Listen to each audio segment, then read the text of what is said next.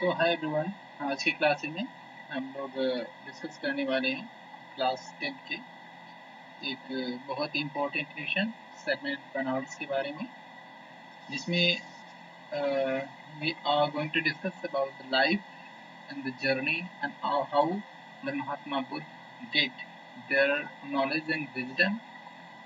These all things we are going to discuss in these sessions, and especially इसमें हम थोड़ा सा एक शॉर्ट स्टोरी भी डिस्कस करेंगे जो कि कीशा गौतमी की होगी. तो इससे रिलेटेड जितने भी क्वेश्चंस हैं इस वीडियो में हम लोग डिस्कस करने वाले हैं, और क्लोज एक्सप्लेनेशंस आप लोग देख सकते हैं. So now without the wasting of our times, I would like to start this lesson. Then the name of the lesson is the sermon at Banaras. The meaning of the sermon is the preach. Preach mean कह सकते हैं आप speech. ठीक है, speech at Banaras. Banaras is the name of the Banaras. Varanasi में पहली speech Mahatma Buddha की जब वो नॉलेज गेन करते हैं तो उसके बाद वो देते हैं. तो ये स्टोरी सेम चीज के बारे में डील करती है, द sermon एट बनारस, मतलब कि स्पीच एट बनारस में उनकी पहली स्पीच. क्वेश्चन एंड आंसर के बारे में इसमें हम लोग डिस्कस करने वाले हैं. So without of wasting your time, I would like to start the question answer series. Okay, so question number first is from here. When her son dies, Kisa Gotami goes house to house. Mean जब किसा गौतमी का जो सन होता है उसकी death हो जाती है तो किसा गौतमी एक घर से दूसरे घर तक जाती हैं. What does she ask for? वो किस चीज के लिए पूछती हैं? Does she get it? क्या वो उसको पाती हैं? Why not? वो ऐसा क्यों नहीं करती हैं, मतलब वो क्यों नहीं पाती हैं? अगर वो पाती हैं तो क्यों, और क्यों नहीं पाती हैं, ये इसके बारे में पूछा गया है. फिर से एक बार देख लीजिए, because question is important. Always I said कि अगर क्वेश्चंस पे आपकी पकड़ अच्छी होगी तो answer is the easy things, क्योंकि आप लोग लेसन को पढ़ के बैठे हैं, और अगर क्वेश्चन ही नहीं समझ पाओगे तो आंसर आप कभी भी लिख नहीं पाओगे. तो क्वेश्चन को एक बार और समझिए. व्हेन हर सन डाई, ठीक है, जब उसका पुत्र मर जाता है. Kisa Gotami goes house to house, तो किसा गौतमी एक घर से दूसरे घर जाती हैं. What does she ask for, वो किस चीज के लिए पूछती हैं. डज शी गेट इट, क्या उस चीज को पाती हैं. व्हाई नॉट, वो क्यों नहीं पाती हैं. ठीक है, सो देखिए, घर से घर तक 2 बार किसा गौतमी जाती है. ठीक है, पहली बार के बारे में पूछा गया यहाँ पे. तो कह रहा है कि when Kisa Gotami son dies she went house to house asking if could get some medicine that would cure her child. कहती हैं कि जब किसा गौतमी का बच्चा मर जाता है तो वो एक घर से दूसरे घर इसलिए जाती हैं, ये पूछने के लिए जाती हैं कि क्या कोई मेडिसिन है that would cure her child, जो उसके बच्चे को बचा सकती है. बिकॉज उस टाइम में उनकी कंडीशन एकदम सेल्फिशनेस की होती है, तो वो एक घर से दूसरे घर इसलिए जाती हैं कि वो पूछना चाहती हैं कि क्या कोई ऐसी मेडिसिन है जो कि मेरे मरे हुए बच्चे को बचा सकती है. आगे यहाँ पे पूछा है ना, डज शी गेट इट, क्या उसको पाती है. तो आंसर है no, she did not get it, नहीं, वो उसको नहीं पाती. बिकॉज हर चाइल्ड वाज डेड, क्योंकि उसका चाइल्ड क्या था, किसा गौतमी की चाइल्ड क्या हो गए थे, मर गए थे. No medicine could have brought him back to life, और कोई भी मेडिसिन उसको वापस जीवन में नहीं ला सकती थी, वापस जिंदा नहीं कर सकती थी. Question number second. देखिए, क्वेश्चंस को मैं रिवाइज नहीं करूंगा, और अगर आपको क्वेश्चंस पे पकड़ बनानी है then you will have to revise questions और वीडियो अगेन एंड अगेन, और एक दो बार देखने पे वीडियोस आपको बेहतर तरीके से समझ में आ जाएंगे. नेक्स्ट क्वेश्चन है, Kisa Gotami again goes house to house. देखिए, एक बार वो घर से घर तक जा चुकी है और दूसरे क्वेश्चन में फिर से बोल रहा है कि अगेन दोबारा से वो जाती है, goes house to house, she speak with the Buddha. ठीक है, what does she ask for, does she get it, why not. कह रही थी बुद्धा से बात करने के बाद वो एक बार फिर से घर से घर, मतलब एक घर से दूसरे घर, दूसरे घर से तीसरे घर जाती हैं. What does she ask for, वो किस चीज के लिए अब पूछती हैं. दूसरी बार वो जब घर से घर जाती हैं तो किस चीज के लिए पूछती हैं. डज सी गेट इट, क्या वो उसको पाती हैं. व्हाई नॉट, वो क्यों नहीं पाती हैं. चलिए answer. When she met the Buddha, जब वो बुद्धा से मिलती हैं, she asked to get a handful of the mustard. तो वो उनसे कहते हैं handful of the mustard seed, एक मुट्ठी mustard seed लाने के लिए, from house, किसी एक घर से, where no one had lost, जहाँ पे किसी की भी कोई भी लॉस नहीं हुआ है, कोई भी क्षति नहीं हुई, कोई भी मरा नहीं हो, जैसे उसका ना तो कोई बच्चा मरा हो, ना तो हस्बैंड, पेरेंट्स और फ्रेंड. और ये कहने पे महात्मा बुद्ध जी जब उनसे कहते हैं कि आपको किसी ऐसे घर से एक मुट्ठी सरसों का बीज लेके आना है जिसके घर पे किसी की मृत्यु ना हुई हो। अगर आप एक मुट्ठी सरसों का बीज ऐसे घर से लेके आ सकती हैं तो मैं आपके बच्चे को जिंदा कर सकता हूँ।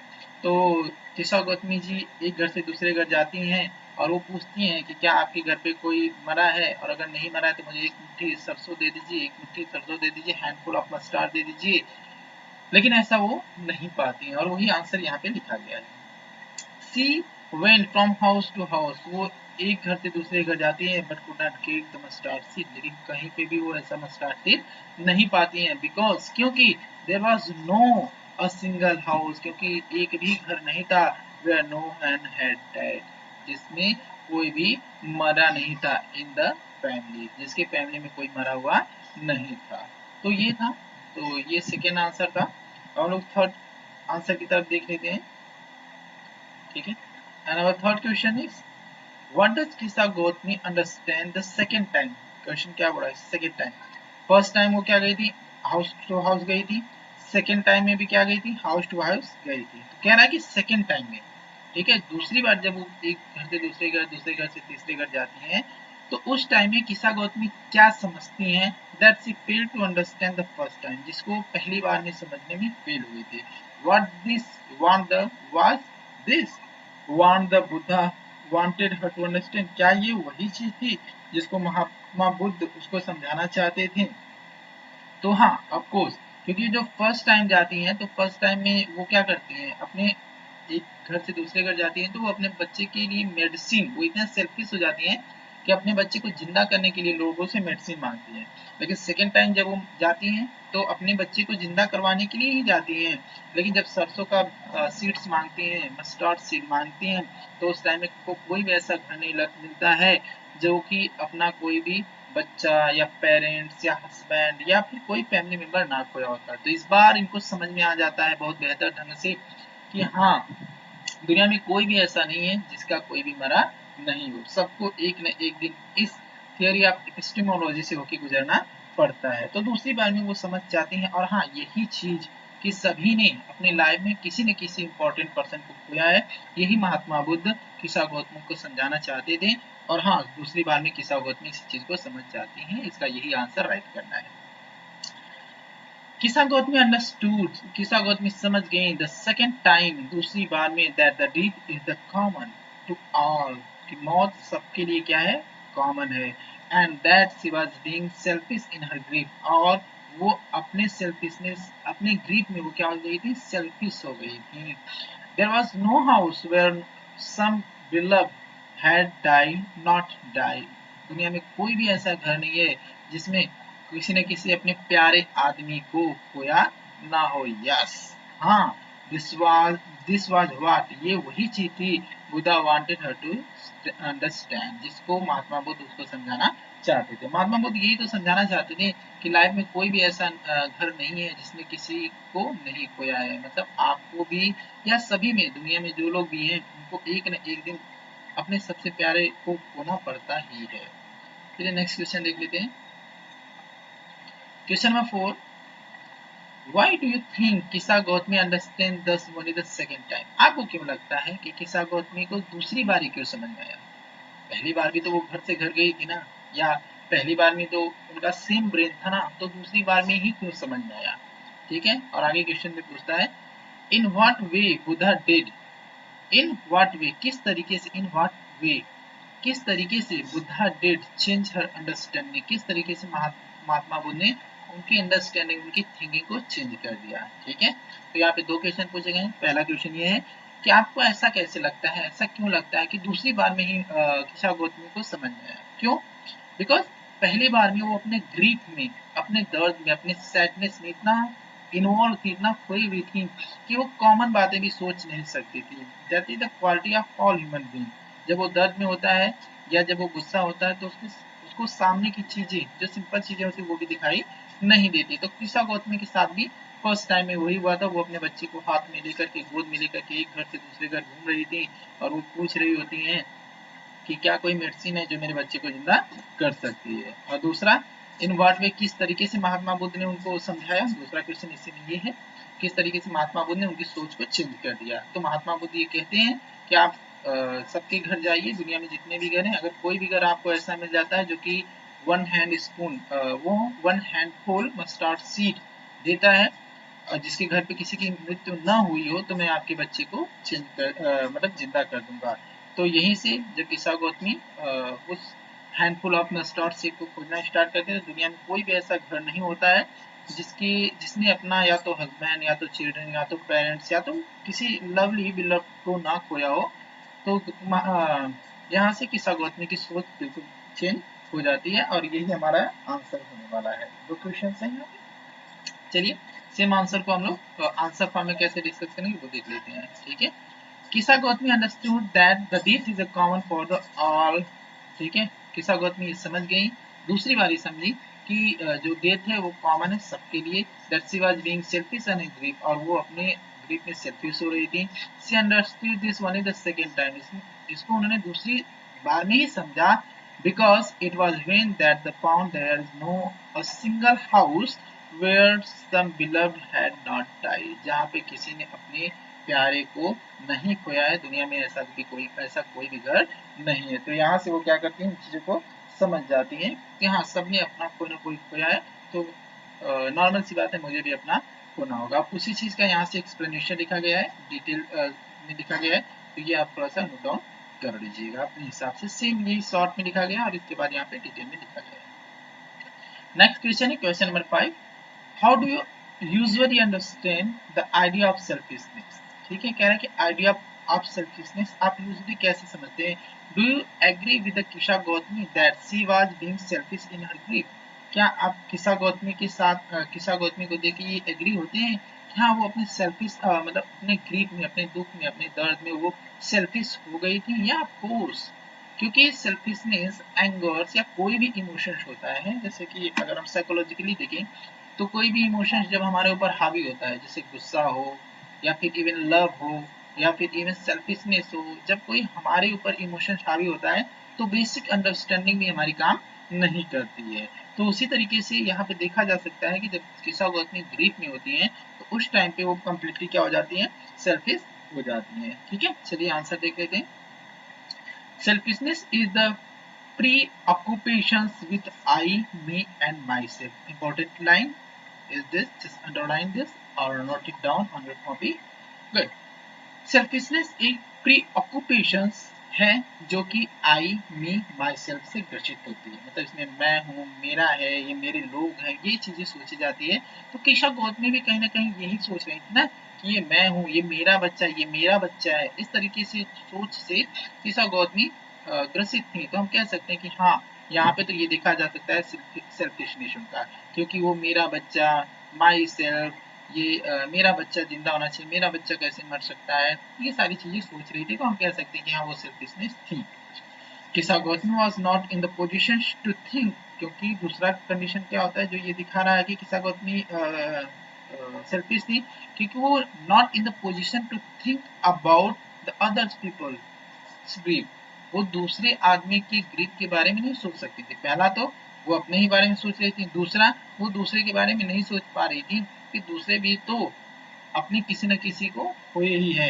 It is the natural to feel sad over death of near the dears one, क्योंकि ये इतना नेचुरल है कि सभी feel sad over the death of near and the dear one. Normal है कि सभी लोग दुखी होते हैं जब किसी के घर पे किसी की डेथ होती है, तो ये फीलिंग आना स्वाभाविक है कि सभी लोग कभी न कभी डेथ उनकी होती है।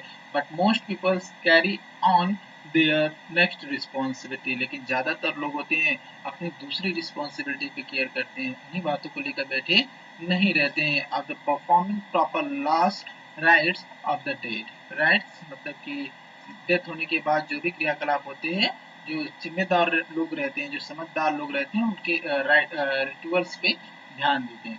People seldom carry a dead body, ऐसा कोई भी आदमी नहीं करता है carry a dead body in the hope of the most miracles happening to that. कोई भी इस तरीके से, जैसे ईसा गौतमी अपने बच्चे की डेड बॉडी को लेकर के एक घर से दूसरे घर घूम रही होती है कि कोई जादू हो जाए, मेरा बच्चा जिंदा हो जाए, इस तरह से कोई भी नहीं करता है। The family and the society is always come to be with those in the honour of the grief. उस मौत के सम्मान में, उस दुख के सम्मान में फैमिली वाले, सोसाइटी के लोग उनके घर पे आते हैं, but later on the life goes on. लेकिन ये कब होता है? Later on the life goes on. ये सब जिंदगी जाने के बाद होता है, लाइफ जाने के बाद होता है। बट किस्सा Gautami was so इनग्रोस्ड in her sorrow, ठीक है। अब लेकिन किस्सा गौतमी अपने सॉरो में बहुत ही ज्यादा इन्वॉल्व हो जाती हैं, दैट शी फॉरगेट, और वो इस छोटी सी चीज को क्या कर देती हैं, भूल जाती हैं, that about the live members of a families and society, ठीक है। वो अपने फैमिली में जो लोग जिंदा होते हैं उनके बारे में वो भूल जाती है। एक मरे हुए आदमी, एक मरे हुए बच्चे के पीछे वो अपनी पूरी, जो लोग जिंदा भी होते हैं उसके बारे में भी अपनी रिस्पॉन्सिबिलिटी को खो देती है। तो इन सभी चीजों से हम कह सकते हैं कि हाँ, किस्सा गौतमी वहाँ पे सेल्फिश हो गई होती है, क्योंकि वो बस अपने ही बारे में सोचती हैं, लोगों के बारे में सोचना बंद कर देती हैं। वो जो मरने के बाद जो रिचुअल्स होते हैं, जो क्रियाकलाप होते हैं, राइट्स मतलब बेटा RITES, रिचुअल्स होते हैं, रिचुअल का शॉर्ट फॉर्म है जिसका मतलब क्रियाकलाप होता है। तो इसलिए कह सकते हैं कि हाँ, किस्सा गौतमी कहीं ना कहीं सेल्फिश हो गई है। चलिए नेक्स्ट देख लेते हैं हम लोग। नेक्स्ट क्वेश्चन है, हाँ, थिंकिंग अबाउट द लैंग्वेज। ये बहुत ही ज्यादा इंपॉर्टेंट है, इसको मैं इंपॉर्टेंट लिख दूंगा क्योंकि एग्जाम में इस तरह के क्वेश्चंस पूछे जाते हैं। तो इसको आपको बहुत ही बारीकी से थोड़ा सा वीडियोस को प्ले बैक करके देख लेना है। क्वेश्चन क्या है? क्वेश्चन है, this text is written in the old fashion style. हम लोग क्लास में डिस्कस कर चुके हैं कि ओल्ड इंग्लिश, ठीक है, ओल्ड इंग्लिश क्या होती है और मॉडर्न इंग्लिश क्या होती है, ठीक है। जैसे कि थाई था, थाउ था, ये सारी, थी था, ये सारे वर्ड्स हमने बताए थे आपको कि क्या होते हैं, ओल्ड इंग्लिश होते हैं। तो वही कह रहा है, this text is written in the old-fashioned style, for it record an incident more than the 2 millennia old. Look for look for the following words and phrase in the text and try to rephrase, दोबारा से उसको phrase बनाने की कोशिश कीजिए, दोबारा से उसको लिखने की कोशिश कीजिए, them in the more current language, current language जो मॉडर्न लैंग्वेज में उसको हम कहते हैं, उसको लिखने की कोशिश कीजिए, based on how you understand them, जैसे कि आप उसको समझ सके, ठीक है। बहुत बेसिक्स है बट आपको जानना जरूरी है। गिव थी, देखिए यहाँ पे एक वर्ड है क्या, थी, मेडिसिन फॉर थाई। जब किस्सा गौतमी कहते हैं ना, गिव थी मेडिसिन फॉर थाई चाइल्ड, ठीक है, गिव थी मेडिसिन फॉर चाइल्ड। तो यहाँ पे थी और थाई दोनों ऐसे वर्ड हैं जो कि ओल्ड इंग्लिश को डिस्क्राइब करते हैं। तो यहाँ पे थी का मतलब होता है यू, ठीक है। वो महात्मा बुद्ध से कहते हैं कि तुम दो मुझे मेडिसिन फॉर थाई चिल्ड, मेरे बच्चे के लिए, ठीक है, योर चाइल्ड। तो थी का मतलब होता है यू एंड थाई का मतलब होता है चाइल्ड, बाकी सारी चीजें सेम रहेंगी। हो जाएगा give you medicine for your child. Good. Second है प्रे। देखिए इंग्लिश, जब हम लोग इंग्लिश मेकिंग क्लासेस ले रहे थे कि इंग्लिश किस फॉर्मेट में होती है, कितनी तरह से इंग्लिश बनाई जाती है, तो हमने बताया था ना एक शॉर्ट इंग्लिश होती है। राइटर मोस्ट ऑफ टाइम में अपने सिलेबल को या फिर फीट को कंप्लीट करने के लिए एक्स्ट्रा फीट या एक्स्ट्रा सिलेबस ना हो जाए, वहां पे वो क्या करता है, उसको कट कर देता है। तो ये क्या है, प्रे टेल मी, कह रहे हैं कि मैं तुमसे प्रे कर रहे हूँ, बताओ मुझे। प्रे मतलब कि यहाँ पे क्या है, प्लीज टेल मी, ठीक है। तो प्रे टेल मी का मतलब क्या हो जाएगा, प्लीज, मतलब कि यहाँ पे प्रे का मतलब बस हमको क्या करना है, प्लीज कर लेना है। नेक्स्ट है किसा रिपेयर्स टू द बुद्धा, ठीक है। अब देखिए यहाँ पे रिपेयर, वैसे तो एक होता है कभी कभी हमारी साइकिल बाइक खराब होती है तो हम उसको मैकेनिक के पास ले जाते हैं रिपेयर कराने के लिए, लेकिन यहाँ पे रिपेयर का मतलब वो नहीं है। यहाँ पे दो वर्ड्स, ये कंपाउंड वर्ड है, री एंड पेयर, ठीक है। अगर आप कंपाउंड वर्ड क्या होता है नहीं जानते हैं तो मेरा कंपाउंड वर्ड वाला या फिर हमें टाइप्स ऑफ वर्ड वाला जो वीडियोस है उसको देखिए, आपको इसके बारे में पूरी जानकारी मिल जाएगी। तो देखिए यहाँ पे Kisa repair to the Buddha, repair, pair मतलब कि जब हम कभी कभी ब्लूटूथ वगैरह एक डिवाइस से दूसरे डिवाइस में कनेक्ट कराते हैं तो आप लोग देखते होंगे ना कि पेयरिंग डिवाइस, मिलना। तो किस्सा गौतमी रिपेयर्ड, दोबारा से मिलती हैं टू द बुद्धा। तो यहाँ पे रिपेयर्ड, रिपेयर का मतलब होता है दोबारा से मिलना, वेन टू द बुद्धा, ठीक है, या तो went to the Buddha, Buddha के पास जाती हैं, या फिर बुद्धा से मिलती हैं। गुड।